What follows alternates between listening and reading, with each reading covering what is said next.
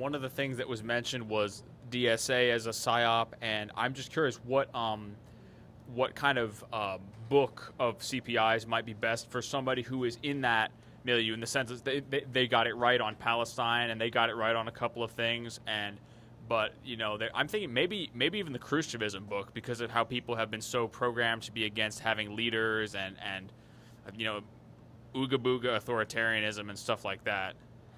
Yeah. Well, I mean, it's a nuanced situation, because I think the majority of people who will vote for Zohran will vote for him for good reasons, for very, very good reasons. Yeah, and I don't disagree with his platform about, grocery stores and free buses for working people. And if he wins, even if he doesn't do what he says he would do, that's why that would be a good thing, because people voted for him for that. And I say the same thing about Trump.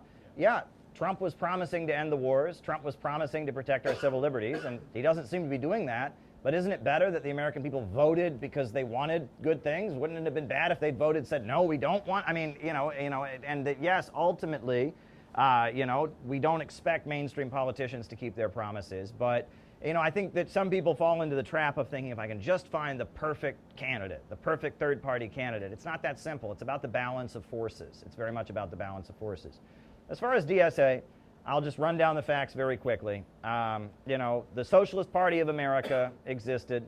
And the Socialist Party of America, they were not clear about what to do about the Vietnam War, because the Communist Party had, obviously been aligned with Vietnam, and the Socialist Party had been largely the anti-communists, et cetera, Norman Thomas. And there were some people in the Socialist Party who were pacifists. So they started the Socialist Party USA, led by David McReynolds, and they ran in elections.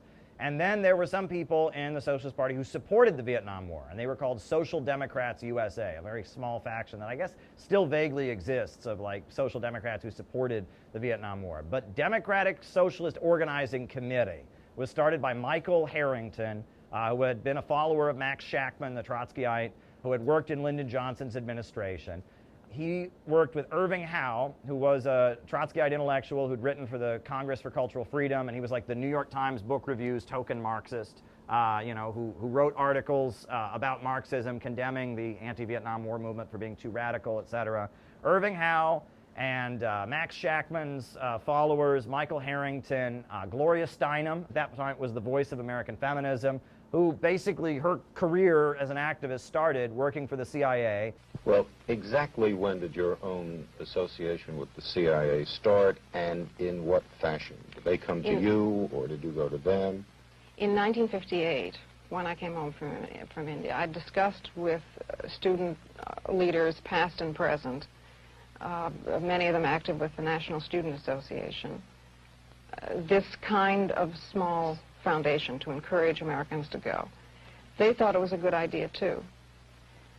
I was then told by foundations and professors and friends that I should not do this, that I would get in trouble with the House Un-American Activities Committee, the American Legion, all of those 50s people. And I became convinced that it was impossible.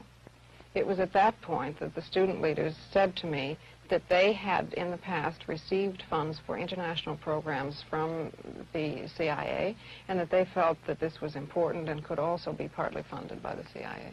Going to World Youth Festivals and setting off smoke bombs, and who accompanied her?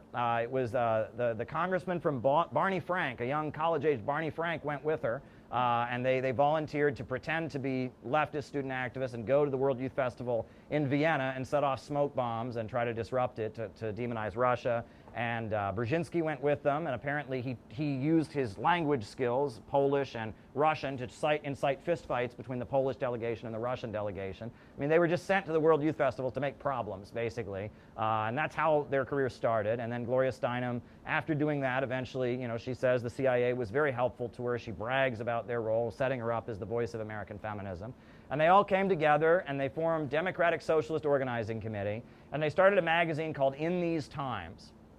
And the thrust of their message was that Leninism was un-American, that the Leninist party model was too authoritarian, it was not democratic, and they kind of seized on the fact that the new communist movement was not effective, right? I mean, the country was still too prosperous. Average Americans didn't want to hear it.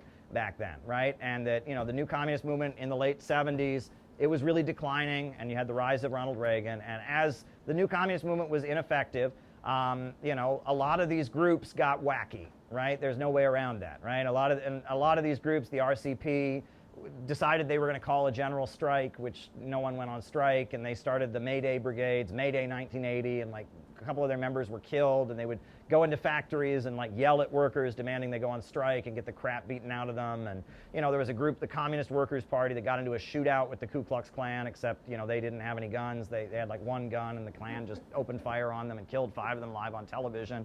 These groups, there was kind of a desperation because they'd spent a decade in the factories trying to recruit people, and nobody wanted to hear it.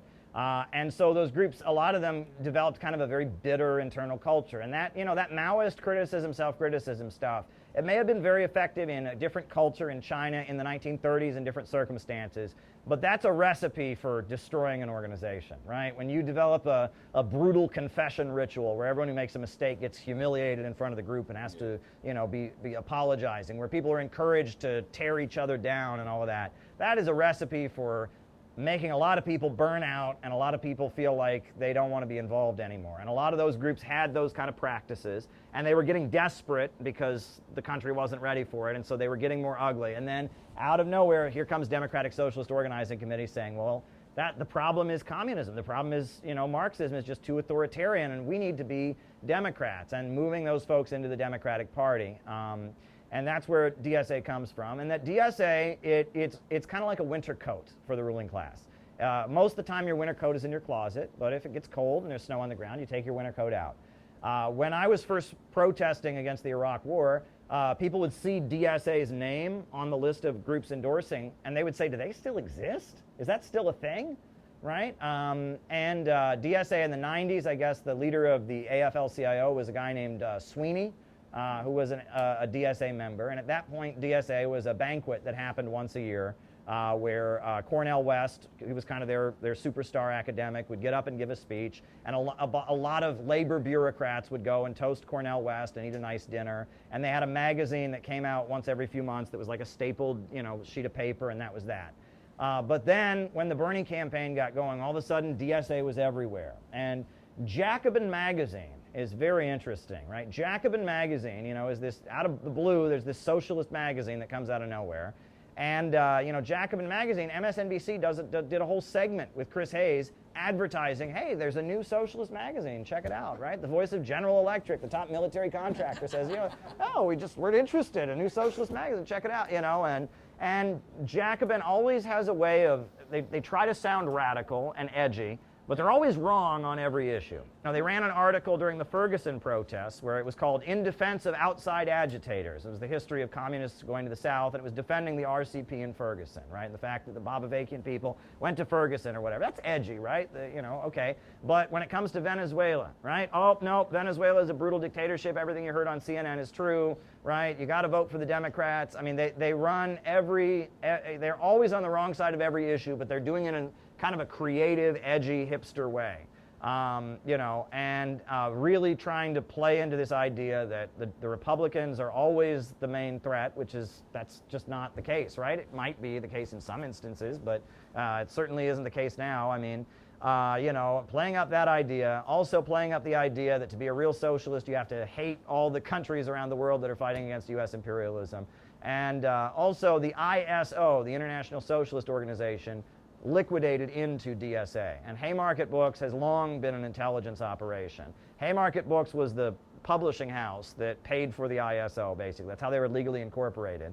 And Haymarket Books was funded by the Wallace Global Fund, which is the estate of Henry Wallace. Now, Henry Wallace was pretty good, but his kids are not. His kids are Democrats. His kids are liberals. And the Wallace Global Fund paid for the ISO, wrote them checks of millions of dollars.